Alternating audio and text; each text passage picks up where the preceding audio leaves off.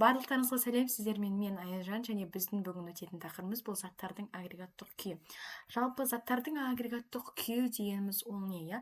Ол заттың молекулаларды, атомдарды немесе иондарды белгілі бір температура мен қысым жағдайында қалай орналасып, қалай қозғалатынына байланысты қабылдайтын физикалық күй болып табылады. Және әрбір күйде заттың құрылымы, бөлшектер арасындағы қашықтық, өзара әрекеттесу күші мен пішіні мен көлемі әртүрлі болады. Және біз білеміз, заттардың агрегаттық күйінің үш түрі бар, яғни ол қатты, сұйық және газ. Енді әрбіреуіне тоқталып, олардың құрылымын, бөлшектерінің арасындағы қашықтығын, өзара әрекеттесу күшін анықтайық. Қатты зат ол ұсақ бөлшектері бір-біріне тығыз орналасқан, белгілі бір пішіні мен көлемі өзгермейтін заттың агрегаттық күйі болып табылады. Және қатты күйде бөлшектер тек өз орнында тербелмелі қозғалыс жасайды, ал олардың арасындағы байланыс күші өте күшті болады. Және қатты заттардың қасиеттеріне тоқталатын болсақ, ол белгілі бір пішіні бар, көлемі тұрақты болады, бөлшектерінің арасы өте жақын байланысы берік болады, сығылмайды, қаттылығы жоғары болуы мүмкін, пішінін өзгерту үшін күш қажет, молекулалары тек тербелмелі қозғалыс жасайды. Қатты заттарға мысал келтіретін болсам, ол бізде бағана көрсеткен мұзды айтуға болады, немесе темір, мыс, яғни олардың пішіндерін өзгерту өте қиын болып табылады, және де оның көлемін тұрақты болып тұрады. Яғни мысалы бізде темір куб тәрізді болса, ол кубпен, немесе темір сыммен,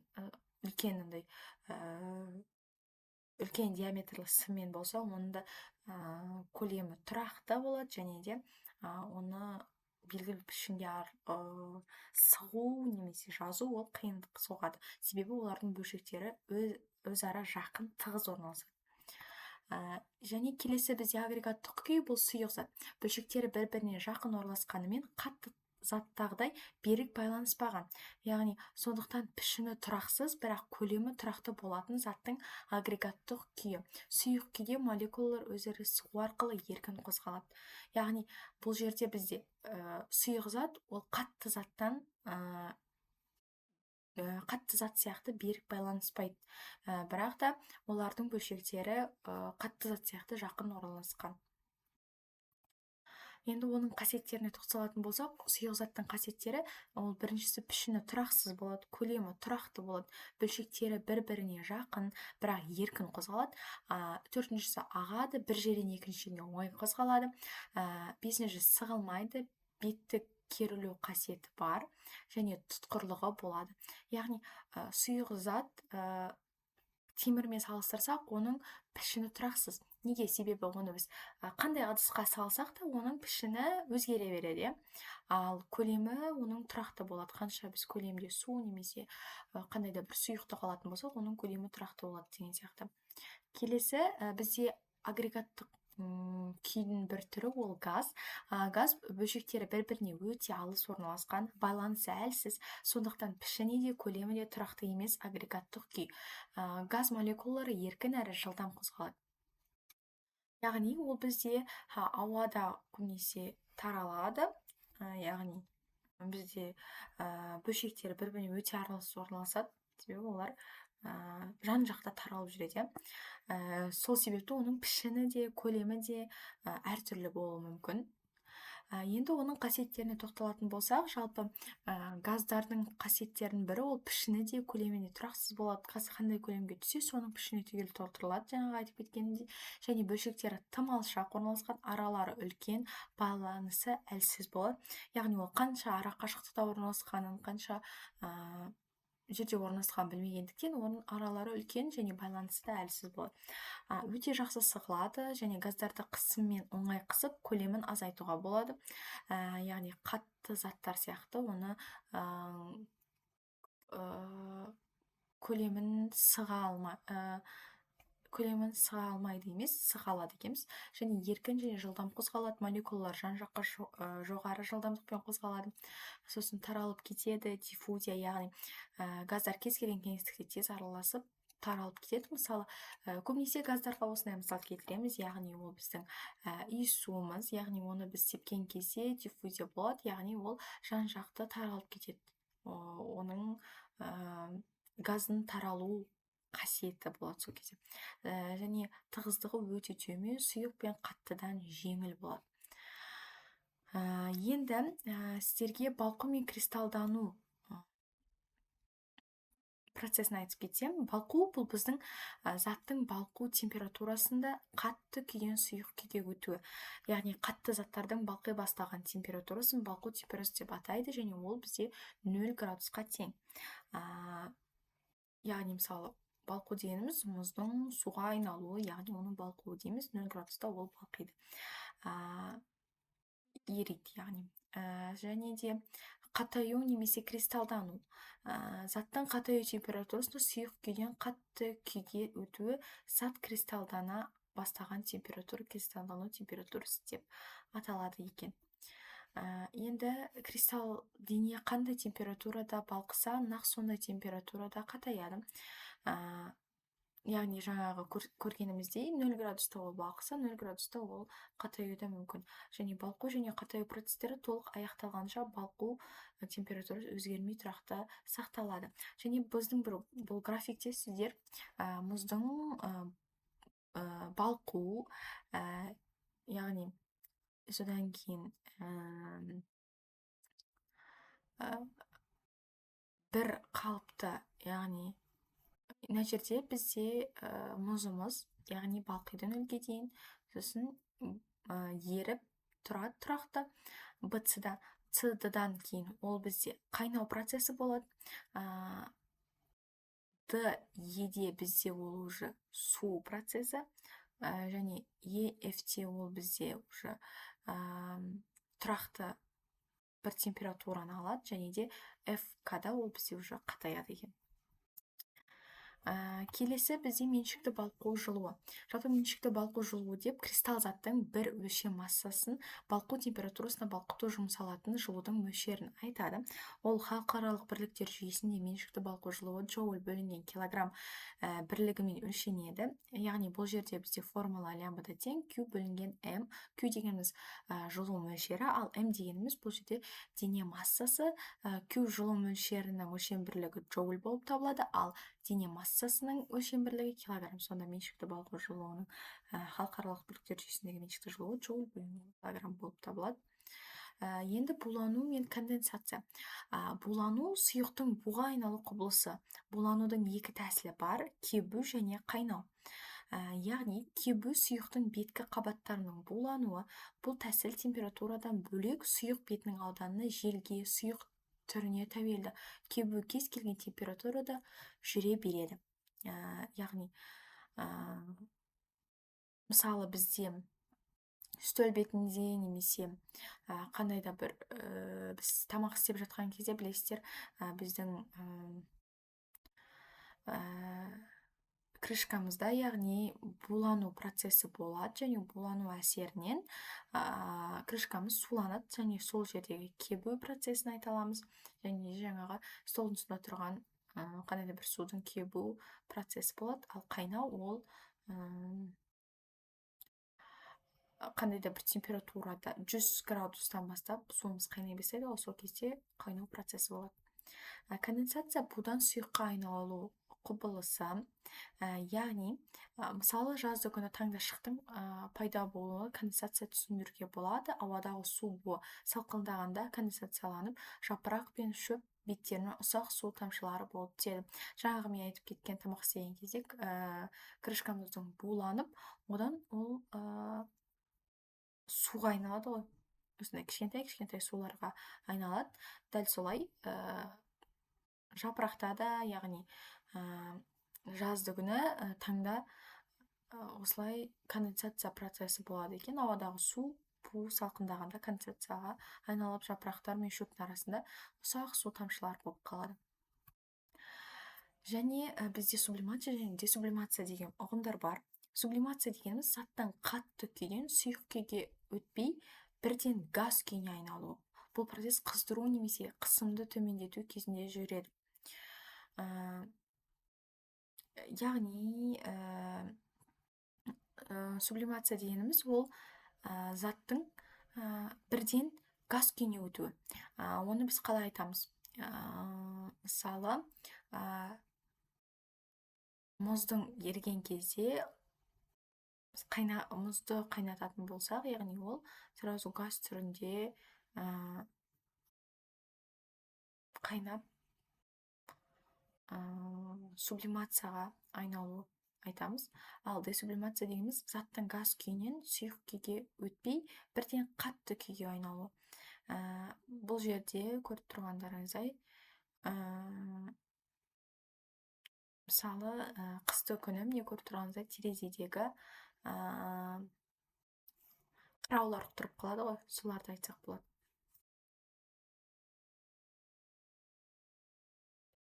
Келесі бізде қайнау температурасы. Қайнау сұйықтың бүкіл көлемінде тек бетінде емес, жалпы бүкіл көлемінде бу көпіршіктері пайда болып, олардың сыртқа шығу арқылы сұйықтың тек газға айналу процесі болып табылады. Қайнау тек белгілі бір температураға жеткенде басталады. Және қайнау температурасы сұйық заттың белгілі бір қысымда қайнай бастайтын минимал температурасы. Осы температура сұйықтың бу қысымы сыртқы атмосфералық қысымға тең болады. Және қайнау температурасы бізде ол 100 градус. Енді меншікті булану жылуы. Меншікті булану жылуы қайнау температурасындағы 1 килограмм сұйық буға айналдыру үшін қажет жылу мөлшеріне тең физикалық шама деп айтамыз. Ол бізде осылай осы формуламен анықталады. Бұл жердегі бізде меншікті балқу жылуы, және ол бізде жылу мөлшері мен дене массасының қатынасына тең екен. Жылу мөлшерінің өлшем бірлігі жаңағы айтып кеткен джоуль, және дене массасы ол бізде килограмм. Соны джоуль бөлінген килограмм өлшем бірлігімен анықталады. Енді келесі кезекте біз есептерді шығарайық осы тақырып бойынша. Енді бірінші есепте 20 грамм мұзды 0 градус температурада еріту үшін қанша жылу қажет? Судың меншікті балқу жылуы лямбда тең 3,4 джоуль килограмм. Яғни бұл жерде бізде еріту үшін нені табу керек? Жылу мөлшерін табу керек. Біз білеміз, ол жаңағы формулада бірінші есептеп алсақ, ол бізде Q тең лямбда көбейтілген M. Бізде лямбда 3 көбейтілген 3,4 көбейтілген 5 дәрежесі. Көбейтеміз масса. Масса бізде мұнда 20 грамм деп тұр. Оны біз килограммға аударатын болсақ, ол бізде 0,02 килограмм. Енді көбейтеміз, немесе оны біз 2 көбейтілген 10-ның минус 3 деп алсақ болады. Сонда 2 көбейтілген 10-ның минус 3 дәрежесі дегеніміз 2 мен 3,4-ті көбейтетін болсақ, бізде бұл 6,8 көбейтілген 10-ның дәрежелері бізде қосылады. 2 дәрежесі, сонда 6000.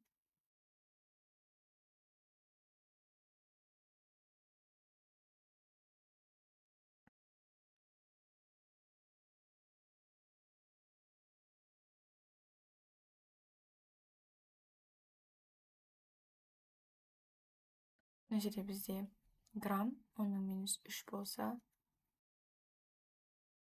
10-ның минус 2 дәрежесі болып кетеді екен ғой. Мына жерде минус 2, мына жерде 3 дәрежесі, сонда 1 нолымыз тағы да 2 нолымыз қосылады, 68 джоуль болады екен.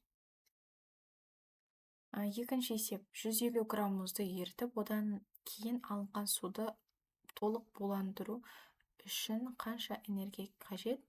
Булану бізде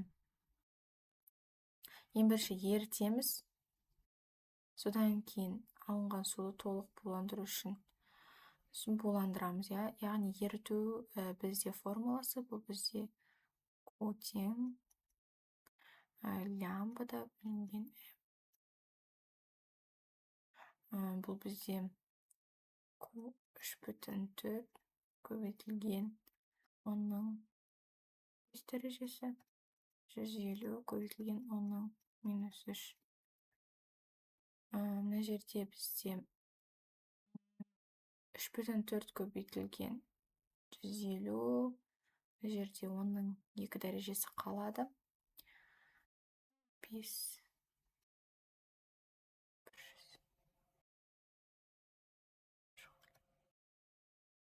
Бұл бізде біріншісі.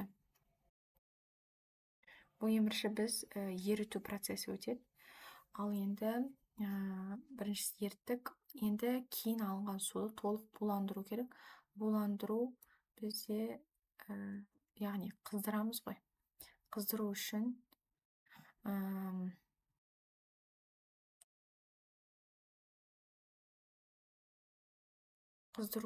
біз оны қайнатамыз, яғни екіншісі ол бізде SM дельта Т, яғни бастапқы бізде температура дельта Т дегеніміз Т2 азайтылған Т1 ғой. Т2-міз бізде 100, Т1-міз 0, 100. Яғни S дегеніміз бізде 4200. Көбейтілген массамыз 150. 3. Көбейтілген 100. Бізде Q2-міз, нәтижесін жаза берейін. Q2-міз бізде шығады 6000, 63000. 63 көбейтілген 10-ның 3 дәрежесінен. Енді бізге судың толық буландыру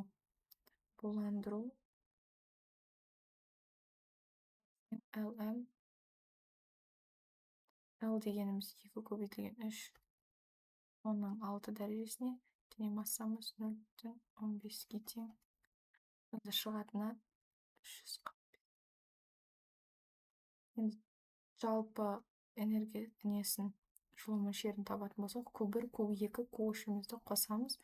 Яғни 51.000 қосу 63, қосу 345. Көбейтілген 10-ның 3 дәрежесі. Бұл бізде 459 көбейтілген 10-ның 3 джоуль. Немесе 459 килоджоульға тең. Енді үшінші есепті қарастырайық. Оны басқа цветтен алайын. Қызыл. Так, үшінші есеп. 200 грамм мұзды алдымен ертіп, содан кейін алынған суды 20 градусқа дейін қыздыру үшін жалпы қанша энергия қажет? Судың меншікті жылу сыйымдылығы. Яғни жаңағыдай біріншісі біз алдымен ертіп алуымыз керек. Еріту үшін бізде Q тең лямбда М. Лямбда дегеніміз бізде 3,4 көбейтілген 10-ның 5. Мынаны килограммға тұратын болсақ, 200 көбейтілген 3. Бұл жерде 0. Бір нөліміз 4 алу үшін кетеді. Екіншісі келеді 8, 680 көбейтілген 10-ның 2 дәрежесі. Енді Q2-міз бізде тең болады. Оны енді алынған суда қыздыру керек. Қыздыру үшін жаңа SM дельта Т, S дегеніміз 4200, M дегеніміз 200 көбейтілген 10-ның минус 3. Көбейтеміз Т бізде 100 градус. Мына жерде 3 дәреже 100-бен кетсе, және 200-бен кетсе, 8004, 84 көбейтілген 10-ның 3 дәрежесі болады. Енді жалпы Q-ді табатын болсақ, 68 көбейтілген 10-ның 3 дәрежесі қосылған 84 көбейтілген 10-ның 3 дәрежесі бізде 10-ның 3 дәрежесі 2, бір ойда 14, 152 килоджоуль болады екен. Төртінші есебімізде біз 0,5 килограмм суды 100 температурада толық суға буға айналдыру үшін қанша энергия қажет? Судың меншікті булану жылуы. Ең бірінші біз қыздырамыз, яғни қайнату процесі. Q1-ді табамыз, ол бізде 0,5 көбейтілген S 2400 Т 100 градус болса, оны көбейтетін болсақ, бізде мынау дегеніміз 5 көбейтілген 10-ның минус 1 дәрежесі, мына жерден 0 қысқарады. Сонда көбейтілген 10-ның 3 және де 10 20 210 килоджоуль бізде ең бірінші оны толық қайнату үшін керек, және булану бізде LM, булану 2,3 көбейтілген 10-ның 6 дәрежесі көбейтілген 0,5. 0,5 бізде сразу килограммен тұрғандықтан оны аудармаймыз. Яғни бізде өлшем бірлік килограммен болу керек. 0,5 дегеннен ол қысқарады 5 дәреже. Мына жерден 2,5 деп алатын болсақ, тағы да 4 дәреже алады. Сонда 5 көбейту 3 15 бір ойда, 5 көбейту 2 10 бір ойдамен 115 10-ның 4 дәрежесі. Енді екеуін қосатын болсақ, q жалпыны тауып, q1 қосу q2 210 көбейтілген 3 қосылған 115 көбейтілген 3 тең болады 1360 килоджоуль. Осылай бізде есептер шығады екен.